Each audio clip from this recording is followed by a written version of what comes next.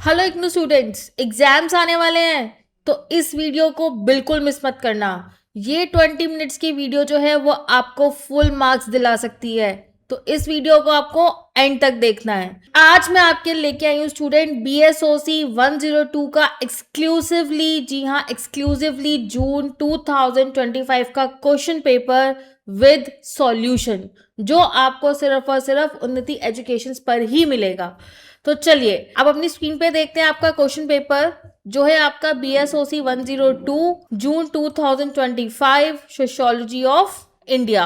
3 hours का आपका ये पेपर है बच्चों, 100 मार्क्स का आता है। आपको कोई भी 5 क्वेश्चंस जो है वो अटेम्प्ट करने हैं, अगेन 400 वर्ड्स ईच। तो आपका जो नंबर ऑफ वर्ड्स है स्टूडेंट्स, उसका आपको हमेशा ध्यान रखना है। आपको उतने ही लिमिट में आंसर प्रेजेंट करना है अपना। तो चलिए सबसे पहले हम देखते हैं फर्स्ट क्वेश्चन। फर्स्ट क्वेश्चन आपसे क्या पूछा गया है?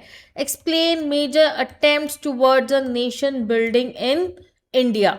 सॉल्यूशन पर आते हैं बच्चों, हम अपनी स्क्रीन पर आप देख सकते हैं। सबसे पहला आता है आपका नेशन बिल्डिंग इन इंडिया होता क्या है, ठीक है। तो नेशन बिल्डिंग किससे रेफर कर रहा है आपका, कि जो भी हमने एफर्ट्स करे हैं इंडिपेंडेंस के बाद, ताकि हम एक यूनिफाइड पॉलिटिकल कम्युनिटी बना सके आउट ऑफ जितनी भी हमारी डाइवर्सिटी है, सोशल, कल्चरल, लिंग्विस्टिक, रिलीजियस और रीजनल। तो ये जो टास्क है कहाँ से मर्ज हुआ है हमारा, जो भी हमारे हिस्टोरिकल एक्सपीरियंस रहे हैं कॉलोनियल रूल के, पार्टीशन के टाइम के, या अंडर डेवलपमेंट की वजह से। इंडियन नेशन बिल्डिंग का जो एम है उसका सिर्फ ये एम नहीं है कि उसको कल्चरल को यूनिफॉर्म करना है, बट उसको डाइवर्सिटी के अंदर यूनिटी क्रिएट करनी है और उसको बैलेंस क्रिएट करना है प्लूरलिज्म के साथ। तो अब कौन कौन से ऐसे मेजर अटेम्प्ट्स हैं जो नेशनल बिल्डिंग इन इंडिया के अंदर लिए गए हैं? तो सबसे पहला आता है आपका कॉन्स्टिट्यूशनल फ्रेमवर्क। तो कॉन्स्टिट्यूशन क्या प्रोवाइड करता है? एक लीगल और पॉलिटिकल स्ट्रक्चर है जिसमें आपको फंडामेंटल राइट्स गिवन है, जैसे आपका इक्वालिटी बिफोर लॉ, सिटीजनशिप आपको गिवन है, और ये एक बिलोंगिंगनेस की जो एक, तो इसकी वजह से, इन सब एफर्ट्स की वजह से एक सब में सिटीजन्स के अंदर बिलोंगिंगनेस की फीलिंग आती है। Second is democratic political system. तो universal adult franchise, that means 18 year से अबव कोई भी पर्सन जो है वो वोट दे सकता है। तो सारे सोशल ग्रुप्स जो है वो पार्टिसिपेट कर सकते हैं। और डेमोक्रेसी जो है वो आपका एक टूल है for integrating the diversity. Third आता है आपका federal structure with strong centre. तो इंडिया ने क्या अडॉप्ट किया है? फेडरल सिस्टम को अडॉप्ट किया है, ताकि वो रीजनल डाइवर्सिटी को भी अकोमोडेट कर सके नेशनल यूनिटी को मेंटेन करते हुए। Fourth is reorganisation of states. तो स्टेट्स को रीऑर्गेनाइज किया गया है मेनली उनके लिंग्विस्टिक लाइंस के बेसिस पे, और इससे जो रीजनल एलियनेशन है वो थोड़ा सा कम हुआ है और आपका नेशनल इंटीग्रेशन स्ट्रांग हुआ है। Fifth is secularism. तो स्टेट ने मेंटेन किया है प्रिंसिपल डिस्टेंस को फ्रॉम ऑल द रिलीजन्स। तो सेक्युलरिज्म का मेन एम क्या है कि आपको रिलीजियस डाइवर्सिटी को मैनेज करना है और कोई भी कम्युनल डोमिनेंस होने से आपको उसको रोकना है। Sixth is plan economic development. So social led planning जो फोकस है उसका किस पे है? इंडस्ट्रियलाइजेशन के ऊपर, सेल्फ रिलायंस पर और आपका इकोनॉमिक ग्रोथ पर। और डेवलपमेंट ही है जिसकी वजह से आपकी जो इनइक्वालिटीज़ हैं वो कम हो सकती हैं और आपकी नेशनल यूनिटी और ज़्यादा स्ट्रॉन्ग हो सकती है। Seventh is social reform and inclusion. तो जो भी आपकी पॉलिसीज़ हैं शेड्यूल कास्ट, शेड्यूल ट्राइब्स या दूसरे बैकवर्ड क्लासेस के लिए, तो उससे आप एक सोशल जस्टिस प्रमोट करते हैं। और रिजर्वेशन और वेलफेयर मेजर्स जो हैं वो बेसिकली मार्जिनलाइज ग्रुप्स जो हैं उनको इंटीग्रेट करने के लिए बनाए गए हैं। Eighth is national language policy. Hindi जो है उसको प्रमोट किया गया as a official language, but linguistic diversity को भी प्रोटेक्ट किया गया है। तो 3 लैंग्वेज फॉर्मूला जो है वो बेसिकली हेल्प करता है नेशनल कम्युनिकेशन और रीजनल आइडेंटिटीज़ को बैलेंस करने में। And ninth is national symbol and institutions. तो कॉमन सिंबल जैसे आपका national flag, anthem and constitution, along with judiciary and civil services and foster collective along with judiciary and civil services। तो इसकी वजह से एक कलेक्टिव आइडेंटिटी जो है वो लोगों के अंदर आती है। 10th is education and national consciousness. तो आपका जो एजुकेशन है उसको प्रमोट किया गया है, साइंटिफिक को, वैल्यूज़ को, नेशनल अवेयरनेस क्रिएट की गई है। और एजुकेशन जो है basically as a unifying force के तौर पे काम करता है across the region and communities. तो अब देखते हैं आपका क्रिटिकल नोट। तो बेसिकली जो इंडियन नेशन बिल्डिंग है वो आपके वेस्टर्न मॉडल से थोड़ी सी डिफरेंट है। इसका मेन फोकस क्या है आपका? Pluralism rather than a homogeneity. And conclusion आपका कि नेशन बिल्डिंग जो है वो आपकी एक कॉन्टिन्यूस एंड नेगोशिएशन प्रोसेस है rather than a finished project. And through constitutionalism, democracy, secularism, federalism, and development, India attempt to integrate diversity into a shared national framework. And despite challenges, these efforts laid a durable foundation for unity, democratic government, and social inclusion. चलिए student, अब हम आते हैं अपने second question के towards. Explain the concept of authenticity and outline its main characteristics. तो चलिए answer देखेंगे हम स्टूडेंट। पहले आपको ऑथेंटिसिटी का कॉन्सेप्ट जो है वो क्लियर करना है, देन आपको उसके करेक्टरिस्टिक्स बताने हैं। तो ऑथेंटिसिटी क्या है? आपकी एक सोशल आइडेंटिटी है जो किसके बेस पर है? शेयर्ड ओरिजिन, कल्चर, हिस्ट्री और ट्रेडिशन के बेस पर है। और ये आपका एक किसके थ्रू एमर्ज होता है? कॉन्टिन्यूस सोशल इंटरेक्शन और आपके जो लाइफ एक्सपीरियंसेस हैं ग्रुप के, उससे एमर्ज होता है। अब हम आते हैं सबसे पहले इसके कॉन्सेप्ट पर। First is socially constructed identity. तो एथेंटिसिटी जो है वो बायोलॉजिकल नहीं होती, उसको सोशली क्रिएट किया जाता है। ये डेवलप होती है जब हम आपस में बिलीफ अपने शेयर करते हैं, सिंबल शेयर करते हैं और practices. Second is sense of common origin. तो बेसिकली एथनिक ग्रुप के जो मेंबर्स होते हैं वो बिलीव करते हैं कि वो एक कॉमन एंसेस्ट्री जो है वो शेयर करते हैं, और चाहे उनके बिलीव रियल हो या फिर वो इमेजिन्ड हो, वो एक एथेंटिक यूनिटी जो है वो फॉर्म करते हैं। Third is collective consciousness. तो अथेंटिसिटी किसके थ्रू इन्वॉल्व हो रही है? जो भी आपकी बिलोंगिंग है ग्रुप की, डिस्टिंक्ट ग्रुप की, उसकी अवेयरनेस की वजह से। और ये जो कॉन्शियसनेस होती है वो आपकी सॉलिटरी और ग्रुप लॉयल्टी को और ज़्यादा स्ट्रॉन्ग बनाती है। Fourth is cultural foundation. तो अथेंटिक आइडेंटिटी जो है वो उसकी शेयर्ड कल्चर एलिमेंट, जैसे आपका ट्रेडिशन, कस्टम, रिचुअल्स और वैल्यूज़ जो है वो अक्रॉस द जनरेशन जो होती हैं वो ट्रांसमिट की जाती हैं। Fifth is historical continuity. तो अथेंटिसिटी जो है वो आपकी shared memories, myth, historical experience, उसके थ्रू आप सस्टेन करते हैं, और ये आपको एक कॉन्टिन्यूटी और लेजिटिमेसी जो होती है वो ग्रुप आइडेंटिटी को प्रोवाइड करती है। अब हम आते हैं इसके मेन करेक्टरिस्टिक्स पर। तो सबसे पहला आता है बच्चों आपका कॉमन लैंग्वेज और डायलेक्ट। तो यूजली जो लैंग्वेजेस होती हैं वो स्ट्रॉन्ग मार्कर होती हैं अथेंटिसिटी का, और इससे आपका कम्युनिकेशन भी अनेबल होता है और कल्चर आइडेंटिटी भी रीएनफोर्स होती है।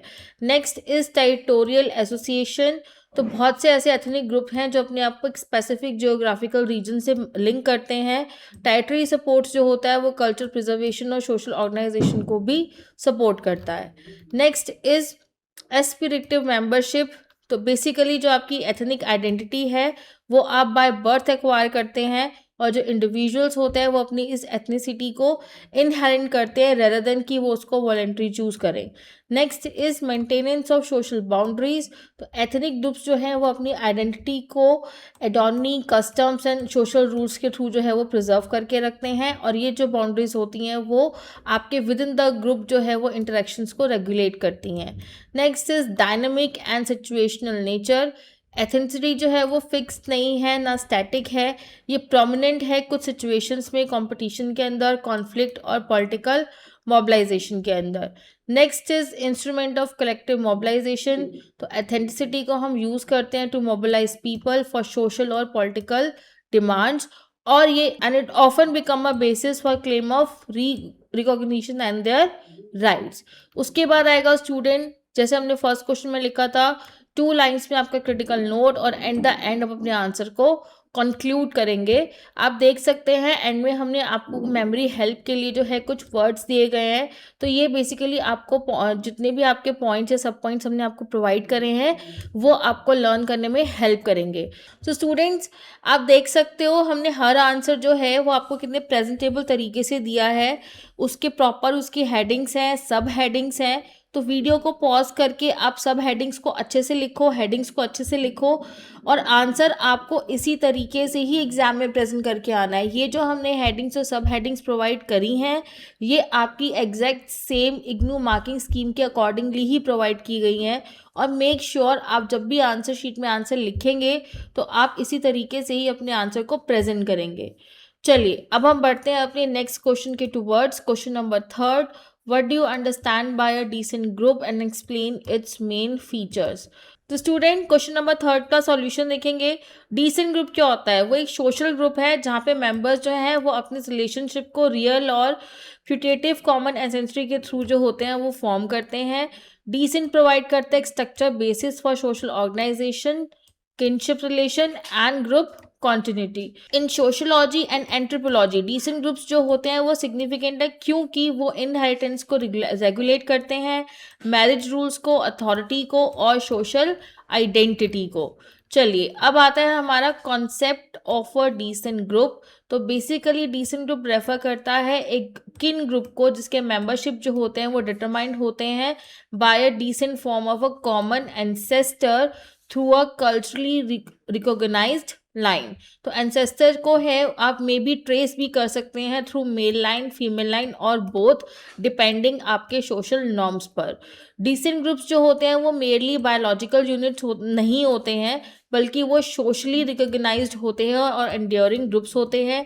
ये इंडिविजुअल को एक सेंस ऑफ आइडेंटिटी, बिलोंगिंगनेस और कॉन्टिन्यूटी प्रोवाइड करते हैं अक्रॉस द जनरेशन। अब हम आते हैं इसके मेन फीचर्स पर। तो सबसे पहला आता है बच्चों आपका कॉमन एंसेस्ट्री। तो मेंबर्स बिलीव करते हैं कि जो उनके डिसेंडेंट हैं उन्होंने एंसेस्टर्स शेयर करे हैं और ये बिलीव जो है उनकी यूनिटी की फाउंडेशन और ग्रुप आइडेंटिटी को फॉर्म करने में हेल्प करता है। Second is rule of descendant. Descendant group जो होते हैं वो स्पेसिफिक रूल्स फॉलो करते हैं। वो पैट्रिलिनियल भी हो सकते हैं, मैट्रिलिनियल भी हो सकते हैं और बायलैटरल भी हो सकते हैं और ये जो रूल्स हैं डिटरमाइन करते हैं उनके मेंबरशिप को और लीनिएज कॉन्टिन्यूटी को। Third is permanent membership. तो मेंबरशिप डिसेंट ग्रुप के अंदर यूजुअली असर्टिव और लाइफ लॉन्ग होती है। जो भी इंडिविजुअल डिसेंट ग्रुप के अंदर बॉर्न होते हैं वो थ्रू आउट द लाइफ उसके मेंबर बने रहते हैं। Fourth is collective identity.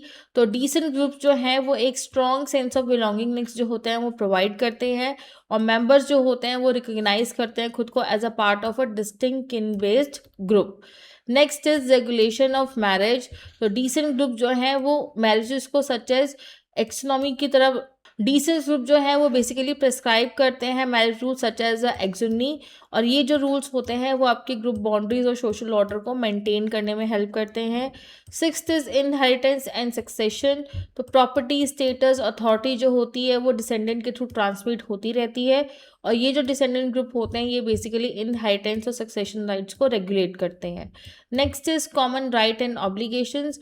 Member जो हैं वो कलेक्टिव राइट एंड ड्यूटीज जो है आपस में शेयर करते हैं। उनका म्यूचुअल सपोर्ट ड्यूरिंग सोशल और इकोनॉमिक एंड रिचुअल ओकेजन्स पर ग्रुप की सॉलिडिटी को और ज़्यादा स्ट्रॉन्ग बनाता है। Next social control and authority. So descent groups जो होते हैं वो एक्सरसाइज करते हैं सोशल कंट्रोल को ओवर मेंबर्स। एल्डर्स और लीनियर्स जो हैं वो इंपॉर्टेंट रोल प्ले करते हैं ताकि डिसिप्लिन और ट्रेडिशन जो है वो मेंटेन हो सके।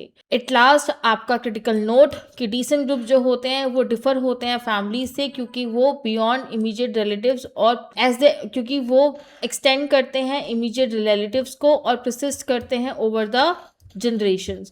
कंक्लूजन कि डिसेंट ग्रुप जो है वो एक आपका फंडामेंटल किनशिप है जो बेसिकली इंस्टीट्यूशन बनाता है किसके बेस पे? शेयर एंसेस्ट्री और रिकॉग्नाइज रूल ऑफ डिसेंडेंट के बेस्ड पर। नेक्स्ट आते हैं हम क्वेश्चन नंबर 4 पर। स्टूडेंट डिस्कस उस्ता Patnaik contribution to the understanding of capitalist agrarian class structure in India. चलिए सॉल्यूशन देखेंगे हम। तो सबसे पहले तो उस्ता पटनायक कौन है? उस्ता Patnaik is a prominent scholar जिन्होंने सिग्निफिकेंट कंट्रीब्यूशन दिया था किस चीज़ के अंदर? Analysis of agrarian class structure in India from a Marxist perspective. तो उनका जो वर्क था वो मेनली किसके ऊपर फोकस था? Understanding the nature of capitalism in a Indian agriculture and the differentiation of a classes with in the rural economy. तो अब आते हैं हमारे understanding of capitalist agrarian class structure पर। तो फर्स्ट पॉइंट है स्टूडेंट आपका agriculture as a site of capitalist relation. तो उष्टा पटनायक ने आर्ग्यू किया था कि जो हमारा इंडियन एग्रीकल्चर है आप उसको प्री कैपिटलिस्ट के तौर पे नहीं दे सकते। कैपिटलिस्ट रिलेशन जो है वो किसके थ्रू ऑपरेट हो रहे हैं, market dependence, commodification and class differentiation के बेसिस पे। Second is class differentiation in the pageantry. तो उन्होंने होमोजीनियस पेजेंट्री के आइडिया को रिजेक्ट किया था और उनके अकॉर्डिंगली जो रूरल सोसाइटी है वो बेसिकली डिवाइडेड है डिस्टिंक्ट क्लास बेस्ड ऑन कि किसका कितना लैंड के ऊपर कंट्रोल है एंड मीन्स ऑफ प्रोडक्शन पर। Third is identification of agrarian classes. तो पटनिक आइडेंटिफाई किया था major classes such as landlord, rich peasants, middle peasants, poor peasant and landless labours को। और हर एक क्लास जो है वो स्पेसिफिक पोजीशन जो होती है एग्रेरियन इकोनॉमी के अंदर अपनी पोजीशन ऑक्यूपाई करती है। Next is role of rich peasants. तो रिच पीजेंट्स जो है वो एज अ कैपिटलिस्ट एग्रीकल्चर के तौर पे बहुत इंपॉर्टेंट रोल प्ले करते हैं। वो एम्प्लॉय करते हैं वेज लेबर को, प्रोड्यूस करते हैं for the market, surplus accumulate करते हैं और रूरल कैपिटलिस्ट के तौर पे वो एज अ फंक्शनिंग के तौर पे काम करते हैं। Fifth is exploitation of labour. तो जो सेंट्रल फीचर है आपके कैपिटलिस्ट एग्रीरियन स्ट्रक्चर का वो है आपका exploitation of landless labour and poor peasants. So veg labour जो है वो बहुत ज़्यादा इंक्रीजिंगली इंपॉर्टेंट होती जा रही है under capitalism. Next is market dependence. तो पटनायक ने एम्फेसिस किया कि स्मॉल और पुअर पीजेंट जो हैं वो मार्केट के ऊपर टोटली डिपेंडेंट है अपने सर्वाइवर के लिए और ये जो डिपेंडेंस है वो एक्सपोज करता है उनको प्राइस फ्लक्चुएशन और इनडेप्थनेस की। Seventh is primitive accumulation in agriculture. तो उन्होंने हाईलाइट किया कि land alienation, indebtedness and dispossession जो है वो आपके फॉर्म्स हैं प्रिमिटिव एक्यूमुलेशन का जो आपके कैपिटलिस्ट रिलेशन को और ज़्यादा स्ट्रॉन्ग बनाता है। Eighth is impact of state policies. Agriculture policies, pricing mechanism, develop strategy जो हैं वो बेसिकली आपके सरप्लस प्रोड्यूसिंग क्लास को फेवर करती हैं और वो री करती हैं एग्जिस्टिंग क्लास की इनइक्वालिटीज़ को स्पेसिफिकली रूरल एरियाज में। Ninth is critic of present centric view. तो पटनायक ने क्रिटिसाइज किया अप्रोचेस को कि वो बेसिकली रोमांटाइज करते हैं प्रेजेंट को एज अ इंडिपेंडेंट प्रोड्यूसर्स और उन्होंने स्ट्रेस किया है importance of analysing class exploitation rather than a cultural unity. And the last point is dynamic nature of agrarian class. तो उन्होंने व्यू किया है कि जो एग्रेरियन क्लासेस हैं वो डायनेमिक हैं बट फिक्स नहीं हैं और टेक्नोलॉजी चेंजेस की वजह से, मार्केट और स्टेट इंटरवेंशन की वजह से आपका कॉन्टिन्यूसली जो क्लास रिलेशंस जो हैं वो रीशेप होते जा रहे हैं। एंड एट लास्ट आपका क्रिटिकल नोट एंड लास्ट में आपका 2 लाइन्स के अंदर आपका बच्चों कंक्लूजन। उत्सा पटनायक ने जो है वो कंट्रीब्यूशन किया है providing a rigorous class based understanding of Indian agrarian structure को। उन्होंने कैपिटलिस्ट रिलेशन को एनालाइज किया, लेबर एक्सप्लॉयटेशन को, क्लास डिफ्रेंसिएशन को और उन्होंने ऑफर किया एक पावरफुल फ्रेमवर्क ताकि अब रूरल इनइक्वालिटी को स्टडी कर सके और एग्रेरियन चेंजेस जो हैं वो उसके अंदर लेके आ सके। तो स्टूडेंट्स बहुत से बच्चे गेस्ट पेपर के लिए कमेंट कर रहे हैं बट आप लोगों के लिए तो सबसे इम्पॉर्टेंट है कि आपको लास्ट 5 ईयर के सॉल्यूशंस लेने हैं हमारी टीम से। हम जो आपको सॉल्यूशंस प्रोवाइड कर रहे हैं वो हम आपको इग्नू मार्किंग स्कीम के अकॉर्डिंगली ही प्रोवाइड कर रहे हैं, बिल्कुल ईजी टू अंडरस्टैंड। और अगर आपको कोई प्रॉब्लम है तो आप हमसे क्लासेस के लिए भी कॉन्टैक्ट कर सकते हैं। तो चलिए अब हम आते हैं अपने 5th क्वेश्चन पर। 5th क्वेश्चन में आपसे क्या पूछा गया है, in what way does jajmani system regulate relations among caste in a villages, explain. चलिए इसका आंसर देखेंगे हम। सबसे पहले आपका जजमानी सिस्टम क्या है, ये एक ट्रेडिशनल अरेंजमेंट है इंटर कास्ट रिलेशनशिप का जो बेसिकली इंडियन विलेजेस में देखने को मिलता है। ये किसके ऊपर बेस्ड है, on exchange of services and goods between a different caste group with in a village. और ये सिस्टम क्या प्रोवाइड करता है, एक फ्रेमवर्क प्रोवाइड करता है थ्रू इकोनॉमिक, सोशल और रिचुअल रिलेशंस को ताकि आपकी जो कास्ट है वो ऑर्गेनाइज्ड रह सके।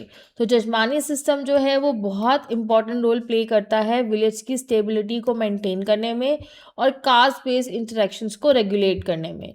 नेक्स्ट आता है बच्चों आपका regulation of inter caste relations through a jajmani system. तो first is hereditary service relations. तो जजमानी सिस्टम जो है वो आपका हेरिडिटी के ऊपर बेस्ड है, ये आपका सर्विस प्रोवाइडिंग क्लास और उनके पैटर्न्स के बीच में टाइप बनाता है। इनका जो रिलेशनशिप है वो अक्रॉस द जनरेशन कंटिन्यू रहता है और एक कंटिन्यूटी जो होता है वो इंश्योर करता है। Second is economic interdependence. तो डिफरेंट कास्ट जो है वो इकोनॉमिकली इंटरडिपेंडेंट हैं। सर्विस कास्ट जो है वो स्पेशलाइज सर्विसेज प्रोवाइड करती है। डोमिनेंट कास्ट जो है वो बेसिकली ऑफर करती है पेमेंट को काइंड और प्रोटेक्शन की फॉर्म में। Third is fix division of labour. तो ईच कास्ट जो है वो ट्रेडिशनली असाइन ऑक्यूपेशन जो है वो ऑप्ट करती है। ये जो आपका कास्ट बेस्ड डिवीजन है लेबर का वो रेगुलेट करता है इकोनॉमिक रोल्स को और कंपटीशन होने को प्रिवेंट करता है। Fourth is pattern client relationship. जो रिलेशनशिप है जजमान और कामिन दैट इज सर्विस प्रोवाइडर के बीच में वो अनइक्वल है बट म्यूचुअली बाइंडिंग है और वो दोनों पार्टीज के राइट्स और ऑब्लिगेशंस को डिफाइन करता है। Next is ritual and ceremonial services. तो सर्विस कास्ट परफॉर्म करता है duties during ritual festival and life cycle ceremonies और ये जो सर्विसेज हैं ये रीएनफोर्स करती हैं कास्ट हायरार्की और रिचुअल ऑर्डर को। Sixth is social control and stability. ये जो सिस्टम है रेगुलेट करता है बिहेवियर को किस तरीके से, जब आप उसको डिफाइन करते हो expected conduct for each caste and deviations किसको इनवाइट कर रहा है, social sanction ensuring order and discipline. Seventh is integration of caste with in the village. तो जजमानी सिस्टम जो है बेसिकली लिंक बना रहा है डिफरेंट कास्ट के बीच में एक सिंगल सोशल और इकोनॉमिक नेटवर्क के अंदर और ये जो इंटीग्रेशन है वो रिड्यूस करता है आइसोलेशन और कॉन्फ्लिक्ट्स को। नेक्स्ट पॉइंट पर आते हैं, customary made of a payment. Payment जो है वो बेसिकली काइंड की फॉर्म में होती है फिक्स टाइम के अंदर सच एज आपका हार्वेस्ट सीजन और ये इंश्योर करता है इकोनॉमिक सिक्योरिटी को for service caste. Ninth is caste hierarchy and inequality. तो ये सिस्टम रीइंफोर्स करता है कास्ट हायरार्की को ताकि आप एक अनइक्वल पावर रिलेशन जो है उसको मेंटेन कर सकें और हायर कास्ट कंट्रोल रिसोर्सेज और अथॉरिटी को हेल्प करता है। Tenth is localised and self sufficient structure. तो जजमानी सिस्टम ऑपरेट करता है with in the village boundaries और ये कंट्रीब्यूट करता है विलेज सेल्फ सफिशिएंसी और लिमिट्स करता है उनकी dependence on a external market. And at last आपका क्रिटिकल नोट एंड उसका कंक्लूजन। तो बेसिकली जजमानी सिस्टम जो है वो क्या रेगुलेट कर रहा है, आपके कास्ट रिलेशनशिप को कैसे उनको ऑर्गेनाइज करके through economic exchange ritual duties and social obligations with in the village. चलिए स्टूडेंट अब हम बढ़ते हैं अपनी नेक्स्ट क्वेश्चन की towards question number 6। Discuss David Hetman study of a Devi movement and what did it explain about the Adivasis. चलिए answer की towards आएंगे बच्चे। तो बेसिकली डेविड हेटमैन जो थे उन्होंने स्टडी किया था देवी मूवमेंट को और वो उसका बहुत इम्पॉर्टेंट कंट्रीब्यूशन था ट्राइबल कॉन्शियसनेस और उनके रेजिस्टेंस को समझने के लिए इन अ वेस्टर्न इंडिया। तो जो मूवमेंट था वो एमर्ज हुआ था among Adivasi communities during the colonial period और उन्होंने रिलीजियस बिलीफ को कंबाइन किया था सोशल प्रोटेस्ट के साथ। तो हेटमैन्स ने एनालाइज किया था कि उनका जो response to economic exploitation cultural dominance and colonial institution और उनका जो वर्क है वो हाईलाइट करता है एजेंसी ऑफ आदिवासीज उनके मूवमेंट ने कैसे शेप लिया और उनकी आइडेंटिटीज़ कैसे बनी। चलिए अब हम आते हैं उनका स्टडी ऑफ देवी मूवमेंट। तो सबसे पहला आता है बच्चों आपका बैकग्राउंड ऑफ देवी मूवमेंट। तो देवी मूवमेंट जो है वो आपका आदिवासीज का स्पेसिफिकली वेस्टर्न इंडिया के अंदर जो था वो स्टार्ट हुआ था। वो मेन किसके ऊपर सेंटर था, worship of a female deity who believe to guide and protect the community. Second is religious belief of the movement. तो उन्होंने शो किया कि जो मूवमेंट है उन्होंने रिलीजियस सिंबल और बिलीफ यूज़ करे थे। जो देवी थी उनको एज अ मॉरल फोर्स के तौर पे देखा जाता था for demanding purity discipline and unity among the followers. Third is reaction to colonial exploitation. तो ये मूवमेंट जो था वो एमर्ज हुआ था as a response to colonial policies जिनसे उनकी आदिवासी लाइफ जो थी वो डिस्टर्ब हो रही थी। Forest law taxation and money landers जो थे उनकी इकोनॉमिक को और ज़्यादा हार्डशिप और रिसेंटमेंट बना दिया था। Fourth is opposition to external control. तो ये मूवमेंट ने एक्सप्रेस किया था resistance to outsiders such as money lender traders and officials और आदिवासी ग्रुप को एज अ एक्सप्लॉइटर के तौर पे देखते थे, जिससे उनकी ऑटोनॉमी जो थी वो थ्रेटन हो रही थी। Fifth is moral reform and social discipline. Hadi Ram ने पॉइंट आउट किया था कि ये जो मूवमेंट है ये प्रमोट करता है मॉरल रिफॉर्म्स को। फॉलोअर्स जो थे उन्होंने अर्ज किया कि उनको अल्कोहल, वायलेंस और प्रैक्टिसेस जिससे उनकी कम्युनिटी वीक हो उसको छोड़ देना चाहिए। Sixth is collective identity formation. तो देवी मूवमेंट जो है उन्होंने हेल्प किया कि उन्होंने क्रिएट सेंस ऑफ कलेक्टिवनेस बनाई अमंग द आदिवासीज, और ट्राइबल ग्रुप्स जो थे उन्होंने साथ में रिचुअल्स और अपने बिलीफ जो थे वो शेयर करे थे। Seventh is non violence nature of product. तो अनलाइक द आर्म्ड रिबेलियंस, जो देवी मूवमेंट था वो लार्जली किसके ऊपर रिलाय था, पीसफुल मोबिलाइजेशन के ऊपर रिलाय था। रिलीजियस डिवोशन जो था वो आपका एक मीन बन गया था अपने प्रोटेस्ट को एक्सप्रेस करने का। Eighth is leadership from with in the community. तो लीडरशिप जो था उनके बीच में से ही निकली थी, और ये जो आइडिया था, this challenge the idea that tribal movement were always led by a leadership from with in the community. तो लीडरशिप एमर्ज हुआ है from the Adivasis them. Eighth point is leadership from with in the community. तो leadership कहाँ से emerge हुई है, आदिवासी ने अपने बीच में से ही लीडर्स निकाले हैं। उन्होंने चैलेंज किया था कि जो ट्राइबल मूवमेंट है वो हमेशा एक्सटर्नल लीडर्स ही लेड करते हैं। तो what the study explain about the Adivasis. तो हैडी राम्स की स्टडी ने शो किया कि जो आदिवासीज हैं वो एक्टिव हिस्टोरिक एजेंट्स हैं, नॉट अ पैसिव विक्टिम्स, और वो कैपेबल हैं organising a movement using the own cultural resources. और उसकी स्टडी रिवील करती है कि जो आदिवासीज हैं उनका जो रेजिस्टेंस है वो ऑफन सिम्बॉलिक और रिलीजियस फॉर्म के अंदर होता है rather than a political action.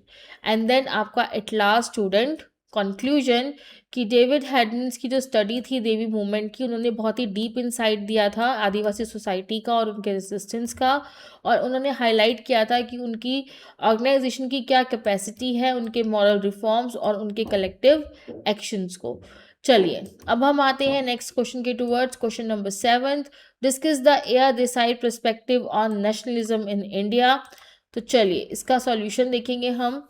Air Desai कौन थे, एयर देसाई थे आपके फॉरमोस्ट सोशलिस्ट जिन्होंने इंडियन नेशनलिज्म का एनालिसिस किया था मार्क्सिस्ट पर्सपेक्टिव से। उन्होंने व्यू किया था नेशनलिज्म को एज एन इमोशनल और cultural phenomena, but as a product of a specific historical and material condition. उनका एनालिसिस जो था वो लिंक था the rise of nationalism to communalism, class relation and economic changes introduce under the British rule. तो चलिए अब उनका perspective देखते हैं। First point is nationalism as a historical product. तो देसाई ने आर्ग्यू किया कि जो इंडियन नेशनलिज्म है वो आपके डेफिनाइट हिस्टोरिकल कंडीशंस की वजह से एमर्ज हुई है, और it was shaped by a colonial rule and the transformation of the Indian society.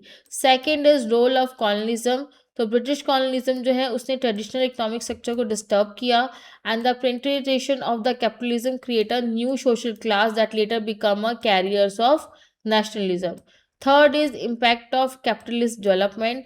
तो इंट्रोडक्शन ऑफ कैपिटलिज्म रिलेशंस की वजह से आपकी मॉडर्न इंडस्ट्रीज की ग्रोथ होना शुरू हुई, ट्रांसपोर्ट की और कम्युनिकेशन की, और ये जो डेवलपमेंट्स थी इनकी वजह से जो कंडीशंस क्रिएट हुई नेशनल कॉन्शियसनेस की। Fourth is emergence of new social class. तो देसाई ने एम्फेसिस किया कि जो आपके Indian bourgeoisies, intelligence and the middle classes हैं उनके रोल को, और ये जो ग्रुप्स थे उन्होंने नेशन वाइड जो थे वो नेशनलिस्ट मूवमेंट जो थे वो चलाए, और उन्होंने अपने इकोनॉमिक और पॉलिटिकल इंटरेस्ट को प्रोटेक्ट किया। Fifth is integration through a modern institution. तो modern education, press and political organisation ने हेल्प किया नेशनलिस्ट आइडिया को, और ये जो इंस्टीट्यूशन थे वो कनेक्टेड थे डिफरेंट रीजन और सोशल ग्रुप से। Six point is economic exploitation as a unifying factor. Colonial exploitation ने जनरेट किया वाइड स्प्रेड डिसकंटेंट, और shared experience of economic hardship ने कंट्रीब्यूट किया ग्रोथ ऑफ नेशनलिस्ट सेंटिमेंट को। Seventh is class character of nationalism. Desai ने nationalism को as a class basis के तौर पे देखा। उन्होंने ये क्लेम किया कि वो रिप्रेजेंट करते हैं सारे इंडियंस को, लीडरशिप को, but remained largely in the hands of a dominant classes. Eighth is limitation of the Burgess nationalism. उन्होंने क्रिटिसाइज किया इंडियन नेशनलिज्म को for not addressing fundamental issue of poverty and inequality, और ये जो movement है उन्होंने compromise किया colony को और फेडरल इंटरेस्ट को. Next is role of masses. तो जब उन्होंने एक्नॉलेज किया मास पार्टिसिपेशन को तो देसाई ने आर्ग्यू किया कि पीजेंट्स एंड वर्कर्स जो हैं उनको मोबिलाइज किया जा रहा है under a bourgeois leadership rather than a independently. And the last point is post independence continuity. तो देसाई ने नोट किया कि आफ्टर द इंडिपेंडेंस जो रूलिंग क्लासेस हैं वो कंटिन्यू कर रही हैं कैपिटलिस्ट डेवलपमेंट को, और नेशनलिज्म जो है वो फंडामेंटली क्लास रिलेशन को ट्रांसफॉर्म कर रही है. क्रिटिकल नोट, देसाई का जो पर्सपेक्टिव था वो डिफर था कल्चरल और स्पिरिचुअल इंटरप्रिटेशन ऑफ नेशनलिज्म से, और उन्होंने हाईलाइट किया कि जो मटेरियल और क्लास फाउंडेशन उन्होंने हाईलाइट किया उसके मटेरियल और क्लास फाउंडेशन को रेदर देन इमोशनल यूनिटी को. Conclusion, A R. देसाई एनालिसिस जो था उन्होंने प्रेजेंट किया इंडियन नेशनलिज्म को as a historically condition and class based phenomena, और उन्होंने नेशनलिज्म को लिंक किया colonialism, capitalism and class interest से, और ऑफर किया एक critical understanding of its achievement and limitations. चलिए स्टूडेंट, अब आते हैं हमारे लास्ट क्वेश्चन के towards. Explain the idea of अ सब Latin with reference to the viewpoint of Ranajit Guha. चलिए इसका आंसर देखेंगे. सबसे पहला आता है बच्चे हमारा इंट्रोडक्शन. तो जो आपका आइडिया था सब लैटिन ऑक्यूपाइज का वो बेसिकली सेंट्रल प्लेस आइडिया था रंजीत गुहा का reinterpretation of Indian history and society का. गुहा ने इंट्रोड्यूस किया concept to challenges elite centred explanation of nationalism and social change, और उसके लिए उन्होंने सब लैटिन को टर्म को यूज़ किया which refers to group that were socially economically and politically dominated. अब आता है आपका idea of the subaltern. सबसे पहला आता है स्टूडेंट उसका मीनिंग. तो रंजीत गुहा ने इस टर्म को यूज़ किया था denote groups place outside the structure of the power, और उसमें आते थे आपके पीजेंट्स, वर्कर, ट्राइबल्स और आपके मार्जिनलाइज्ड सेक्शन. सेकेंड इज सब लैटिन वर्सेस इलीट. तो गुहा ने बहुत क्लियरली डिस्टिंक्शन दिया दोनों के बीच में. इलीट्स जो थे उसके अंदर कॉलोनिकल रूलर्स और इंडियन डोमिनेंट क्लासेस आते थे, वहीं सब लैटिन्स में आप वो सारे के सारे एक्सक्लूडेड थे पावर से, वो लोग आते थे. Third is critic of elite historiography.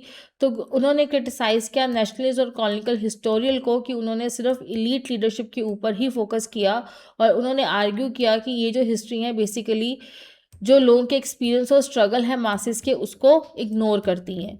Fourth is autonomy of सब लैटिन पॉलिसीज़. तो जो की आर्ग्यूमेंट था वो ये था कि जो सब लैटिन पॉलिटिक्स है वो आपकी ऑटोनॉमस है, और जो एक्शन है सब लैटिन ग्रुप्स का वो मेयरली सिर्फ इलीट का इनिशिएटिव नहीं है बल्कि उनके खुद के लॉजिक्स और एम्स भी है. फिफ्थ इज सब लैटिन कॉन्शियसनेस. उन्होंने हाईलाइट किया कि सब लैटिन ग्रुप्स जो है वो बेसिकली पोजेस्ड हैं एक डिस्टेंस पॉलिटिकल कॉन्शियसनेस से, और उनकी जो अंडरस्टैंडिंग है ऑपरेशन एंड रेजिस्टेंस की वो इलीट नेशनलिस्ट से बिल्कुल ही डिफरेंट है. Next is peasant insurgency as a central evidence. तो उन्होंने यूज़ किया पीजेंट की अपस्विंग को to illustrate the subaltern agency.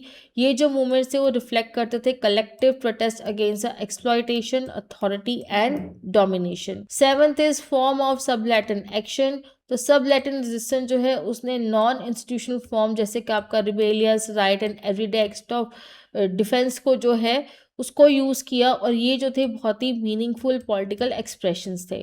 Next is exclusion from nationalist leadership. तो उन्होंने आर्ग्यू किया कि जो आपका नेशनल लीडरशिप है वो टोटली फेल है टू रिप्रेजेंट अ सब लैटिन इंटरेस्ट, और नेशनलिज्म जो है वो रिमेन किसके थ्रू डोमिनेट हो रही है by elite concern rather than the mass aspirations. Ninth point, subalterns as a historical subject. उन्होंने एम्फेसिस किया सब लैटिन एक्टिविटीज़ पर. उन्होंने ऑर्डिनरी पीपल को as a makers of history के तौर पे उनके रोल को रीस्टोर किया. उन्होंने सब लैटिन्स को एज अ पैसिव और इरेशनल पॉइंट ऑफ व्यू को रिजेक्ट किया. And the last point is री राइटिंग द इंडियन हिस्ट्री. उनका जो कॉन्सेप्ट था उनका मेन एम था कि वो इंडियन हिस्ट्री को फ्रॉम द बिलो वो री राइट लिखे, और जो अटेंशन है वो लीडर्स और इंस्टीट्यूशन से शिफ्ट हो गए जो लाइव एक्सपीरियंस थे डोमिनेंस और रेजिस्टेंस के उसके टूवर्ड्स आए. कंक्लूजन, तो रंजीत गुहा का जो आइडिया था सबलेटेंट का, उन्होंने प्रोवाइड किया एक powerful framework for understanding a marginalised group in a Indian society, और उनका जो एम्फोसिस था वो ऑटोनॉमी, कॉन्शियसनेस एंड रेजिस्टेंस के ऊपर था, और उन्होंने चैलेंज किया डोमिनेंट हिस्टोरिकल नरेटिव्स को, और जो उनका पर्सपेक्टिव था वो सिग्निफिकेंट था for analysing power exclusion and popular politics in India. तो स्टूडेंट, ये था आपका BSOC 102 का जून 2025 का क्वेश्चन पेपर विद सॉल्यूशन। तो आप इसको बिल्कुल मिस नहीं करेंगे, और आप मुझे कमेंट सेक्शन में ज़रूर बताएंगे कि आपको नेक्स्ट वीडियो जो है वो कौन से सब्जेक्ट की चाहिए। इस वीडियो को ज़्यादा से ज़्यादा शेयर करना अपने फ्रेंड्स के साथ, एंड मोस्ट इम्पॉर्टेंटली हमारे चैनल उन्नति एजुकेशन इग्नू को लाइक और सब्सक्राइब करना बिल्कुल मत भूलना, ताकि आपकी कोई भी इम्पॉर्टेंट अपडेट जो है वो मिस ना हो। और याद रखना, आपको हमारी टीम से 5 ईयर के सॉल्व पेपर्स लेने हैं ताकि आप अच्छे मार्क्स स्कोर कर सको। Thank you.